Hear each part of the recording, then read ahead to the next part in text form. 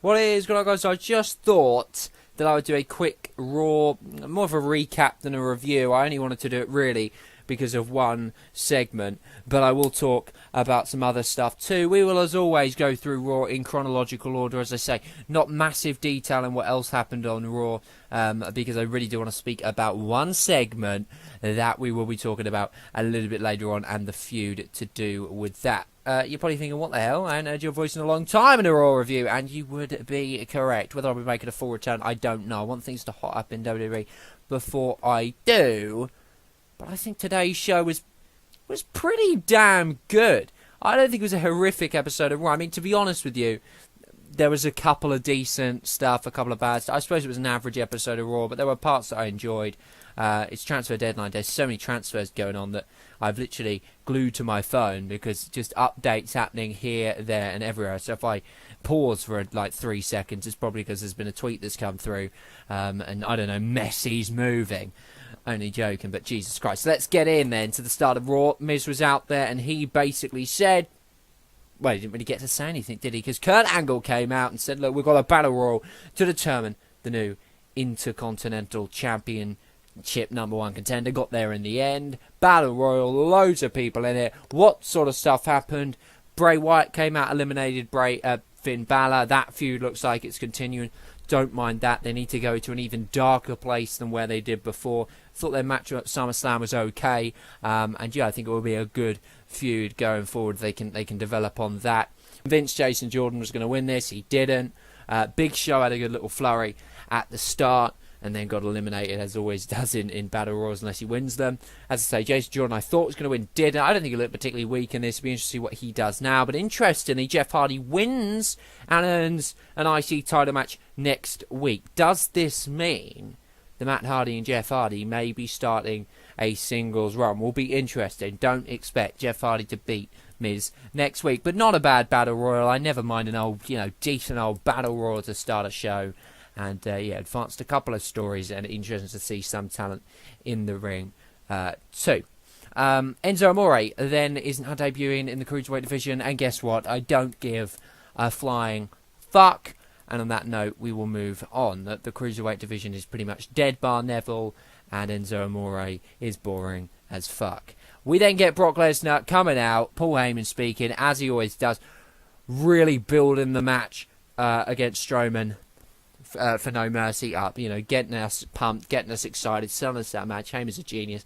He is able to do that any day of the week. As I always say, he could sell a match between a broomstick and I'd be pumped for it. He is that damn good. Love the ending. Lesnar getting the mic saying, Suplex City, bitch. Brilliant. We had a lot of swearing tonight on Raw. What on earth was going on? There'll be a lot of kiddie winks watching that tonight who are getting told off by their parents and never allowed to watch WWE again. The language tonight was unacceptable. Absolutely unacceptable. On a serious note, though, great way to end the segment. Loved the whole Suplex City bitch.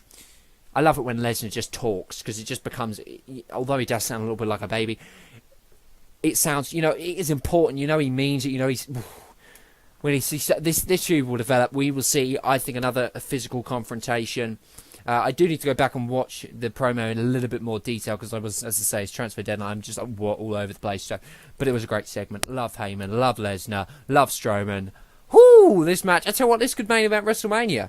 There are matches at No Mercy. The No Mercy card is incredible. It is a card that at the moment I look at and I say to myself, well, there's a couple of matches on here. If they main evented WrestleMania, I wouldn't be moaning. And that's the genuine, honest, God's honest truth. Let's just have a look at the matches confirmed so far. It is a stellar show. Let's have a quick look. Only 2 so far. Lesnar and Strowman. Lesnar versus Strowman for the Universal title. That can main event WrestleMania. Cena versus Roman Reigns. That's got WrestleMania written all over it. And not just that, another match we can add in here, which I think will happen, Finn Balor versus Bray Wyatt. It's another match, maybe not main event WrestleMania, but be a WrestleMania match. An incredible card. It is turning out to be, could be a great show, No Mercy, which is held in Los Angeles, California on September the 24th.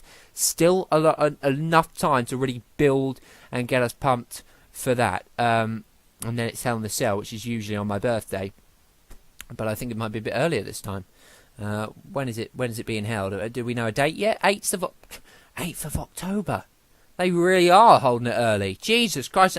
What pay-per-view is going to be my birthday then? Is it going to be a pay-per-view around my birthday? It's a disaster. Anyway, moving back to Monday Night Raw and moving on to Seth Rollins versus Cesaro, and then Ambrose versus Sheamus. Again, wasn't paying a load of attention to this match, these two matches, but they were decent.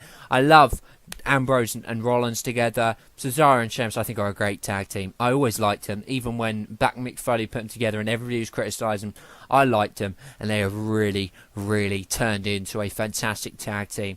This will be another great match, the rematch that probably happened at No Mercy. Going to be great.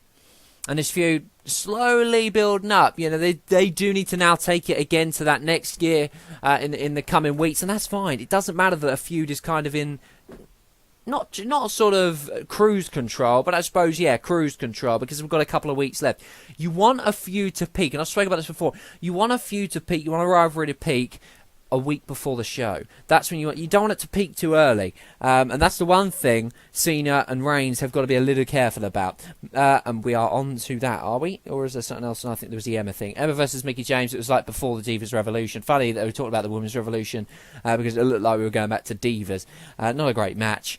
God knows why they had that stupid stipulation. Mickie James fucked up backstage. It was funny. Shit match. Nobody cares. Emma wins. Nobody gives a fuck. I like Emma though, and I quite like Mickie James. Now onto the bit that I actually thought, you know what, I'm going to do a review on the show. Roman Reigns and John Cena sign the contract for their match at No Mercy. Now I'm not going to lie, I'm disappointed that they have not held this match off to WrestleMania. But then again, I could be dead by then, so I'm happy they brought it forward so I can definitely see this match. Whew! It is going to be good. This feud is... Oh my God, I love this segment. And I may be getting overexcited about it, but I just loved it. And I loved how Cena pretty much turned Cena haters into Cena lovers. He was getting cheers. But you see, he was saying the goddamn truth about Roman Reigns. He called him a corporate, whatever the hell he called him. Cheap ass, corporately created John Cena bootleg. Reigns called him a fake bitch. It was joy. Cena basically saying, look, if you were able to do your job properly, I wouldn't be a part-timer because I'd be gone. But I'm still a part-timer because you can't do your job properly. And then he said something along the lines of, I might be a part-timer, but I'm doing this better part-time than you can full-time. There were just so many shots. It was like a war zone. It was unbelievable. I mean, crazy shit. Absolutely crazy. I honestly thought that I'd walked into the Middle East and there were just shots fired. I mean, it was unbelievable. I was loving it. I was clapping. I was jumping. I'd forgot my phone. You know, it's transferred, nearly the end of transfer window. My phone is like glued to me. No, that went to the side and I was focused. This was just such an awesome set. God knows why Gallows and Anderson came out at the end. I don't really get that bit, but oh my God, I love this. And am I pumped or am I friggin' pumped? God, please, please, if there is one thing you give me in my life, I don't ask for happiness. All I ask for is that I can see this match at No Mercy. I ask for no more time than that. Thank you, God. Praise the Lord. That is the truth. I cannot fucking wait. I'm so pumped for it. You don't even. I mean, you probably hear it in my voice. I am pumped as fuck. This is gonna be sick. And yes, I think they should have waited for WrestleMania, but they're waiting to have AJ Styles versus Nakamura main event WrestleMania. I mean, they're probably not. But this is gonna be awesome. Absolutely awesome. And I want to. This felt as real as anything, and I genuinely felt real animosity and hatred between Reigns and Cena. I really, really did. And there's and you might think, well, now the only problem is, Cameron, it's peaked early. If they have other promos and face-to-face, which I really hope they do, how are they going to better that? Come on. There was stuff Cena left out. There was stuff Reigns left out. That time Roman Reigns got suspended, Cena could drop that in. There is so much. When Reigns was getting his first push, what happened? He got that hernia. I know it would be harsh and it would be low to go there, but I mean he could. You know, Reigns there's always so much material for Cena. There is always so much material for Cena.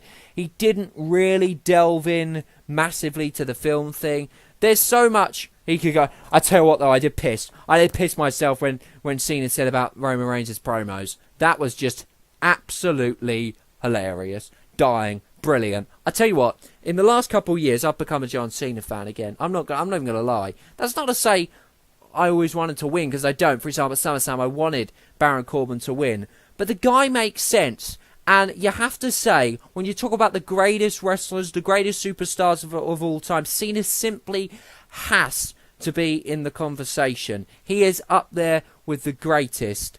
And he really does love this business. And I love him to bits. This match is going to be awesome. Roman Reigns got knocked down a few... God knows what Vince McMahon was doing. I mean, he's seeing his two poster boys burying each other. It's brilliant. I loved it. He must have been having some sort of attack. You know, I don't know what he was doing, but I can only just imagine what it was. Incredible. But I thought a lot of what Reigns says was kind of hypocritical. Oh, Cena, you're a yes man. You're this. It was, for me, he was being a big hypocrite. So much more they can go into in this feud. Whew, what a segment. If you missed it, you gotta go check it friggin' out. I don't accept any form of criticism from this segment. Okay, I'm being ridiculous here, but I do admit the ending was retarded. Why they came out, I mean, it was funny that he just shouted no. I found it funny. And then a tag team match. Cena, Reigns trying to sort of one-up each other. Pretty exciting. Cena and Reigns get the win. And, yeah. Interesting to see whether WWE holds off on the violence completely and makes us want to see it, or whether they give us a little bit of a taster. It will be interesting to see. So much animosity between these two. We then saw Elias come out and sing. Jerry, I just knew. We're in Tennessee. Jerry's back. Great to see Jerry back. Obviously, you know, the circumstances not great. And thoughts of everybody in Houston, Texas, and Texas in general, with those awful hurricanes and floods. Terrible scenes. Prayers with those, and hoping everybody can stay safe. Just awful scenes. But in disasters, you always get heroes too, and the unlikely heroes, of course, the services that are meant to do what they do are always great in these sort of situations. They always turn out to be heroes, but normal people as well. I saw something earlier today of just normal people going around in boats saving dogs, you know, because a lot of people, unfortunately, you know, they just leave the dogs and going around saving dogs. Wonderful people of Texas, and my thoughts with all of those here. Not that there'll be any Texan watching this, but if there is, then I thoughts with you, because it really is terrible. But back to this. Again, I thought this was a lot of people moan about it, so I thought it was funny.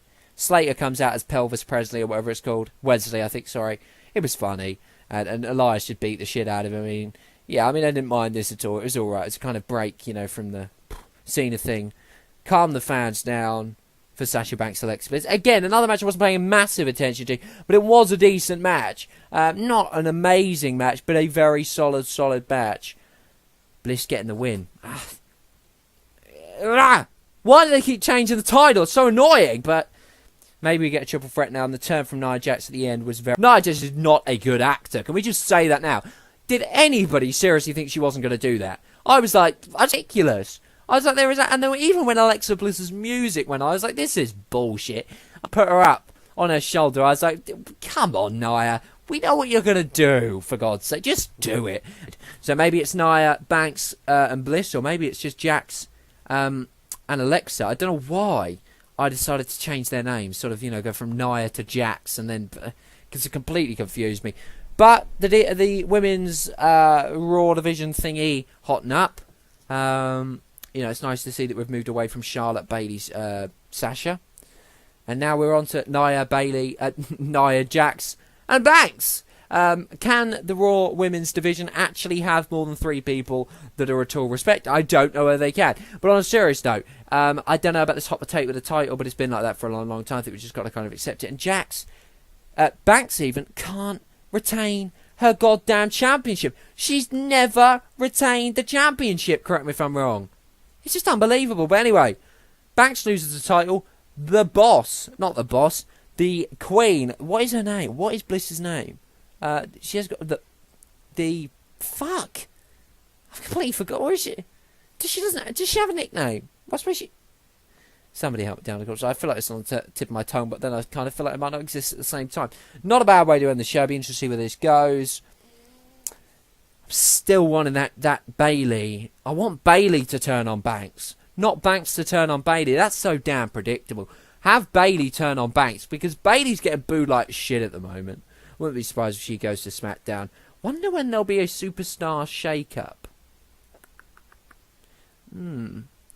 Maybe after Survivor Series. I don't know. But that is it for this review. If you have enjoyed it, please leave a like. Bit of a recap for Raw. The Raw that saw Cena and Roman Reigns fire shots right at each other. Cena Reigns at No Mercy to go along with Braun Strowman and Brock Lesnar. Oh, it's true. It's damn true.